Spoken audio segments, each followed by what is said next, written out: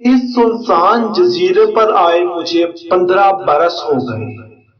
ایک دن جب میں صبح کے وقت کیبن سے کشتی کی طرف حسب معمول اس طرح جا رہا تھا کہ بندوق میری بغل میں تھی، طوطا کندھے پر بیٹھا تھا، کھلی چھتری میرے سر پر تھی، دوربین گلے میں لٹکی تھی، داڑھی اور سیاہ سفید بال ہوا میں لہرا رہے تھے کہ اچانک میں حیران ہو گیا۔ ریت پر کسی انسان کے ننگے پاؤں کے نشان پڑے تھے۔ میں غور سے انہیں دیکھنے لگا۔ سب سے پہلے مجھے ایک ہی انسان کے پیروں کے نشان دکھائی دیے۔ اس کے بعد آگے بڑھا تو کم از کم 3-4 انسانوں کے پیروں کے نشان موجود تھے۔ میں پیروں کے ان نشانوں کو دیکھ کر خوش بھی تھا اور حیران بھی۔ میری حیرانی کا ایک بڑا سبب یہ تھا کہ پیروں کے یہ نشان تازہ تھے، جیسے وہ لوگ جن کے پیروں کے یہ نشان تھے تھوڑی دیر پہلے ہی یہاں سے گزرے تھے۔ میں ان نشانوں کو غور سے دیکھتا ہوا ان کے ساتھ ساتھ آگے بڑھنے لگا۔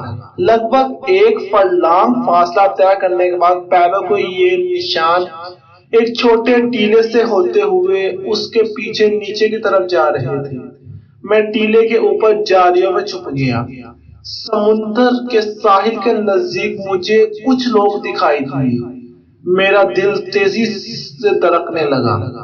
میں سوچنے لگا یہ لوگ کون ہو سکتے ہیں، اور پھر ساحل سمندر کے قریب کھڑی مجھے ایک کشتی بھی دکھائی دی۔ میں نے دوربین لگائی اور دیکھنے لگا۔ جو منظر مجھے نظر آیا وہ بہت خوفناک تھا، رونگٹے کھڑے کر دینے والا منظر۔ وہ 6-7 نیم عریاں وحشی آدم خور تھے۔ انہوں نے 14-15 برس کے ایک لڑکے کو پکڑ رکھا تھا اور وہ اس لڑکے کے ہاتھ پاؤں باندھنے کی کوشش کر رہے تھے۔ 2 وحشی آدم خور وہاں آگ جلا رہے تھے۔ میں سمجھ گیا وہ اس لڑکے کو پکڑ کر اسے کھانا چاہتے تھے۔ ایک آدم خور ایک چھرا لیے قریب کھڑا تھا۔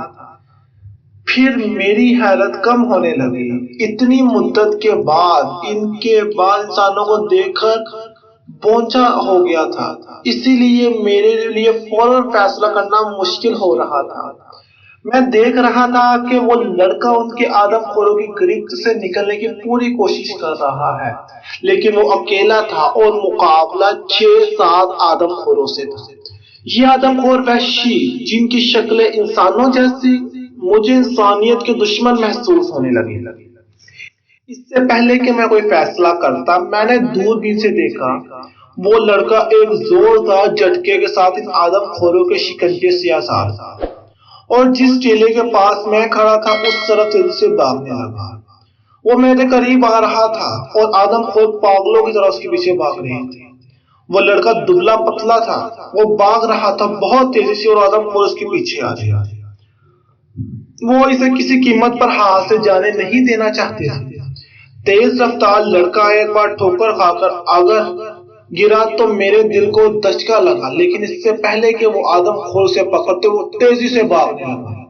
اب وہ میرے بہت قریب آ رہا تھا۔ دوربین سے میں دیکھ رہا تھا کہ اس کا چہرہ پسینے میں شرابور تھا اور بری طرح ہانپ رہا تھا۔ اس کا سارا جسم ننگا تھا، اس نے ایک لنگوٹ کے سوا کچھ بھی نہیں پہنا ہوا تھا۔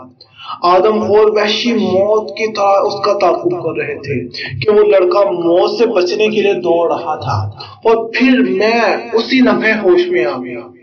میں نے فیصلہ کرنے میں دیر نہ کی۔ میں نے بندوق اٹھائی اور لڑکے کے تعاقب میں آنے والے آدم خوروں کے سینے کا نشانہ باندھ کر گولی چلائی۔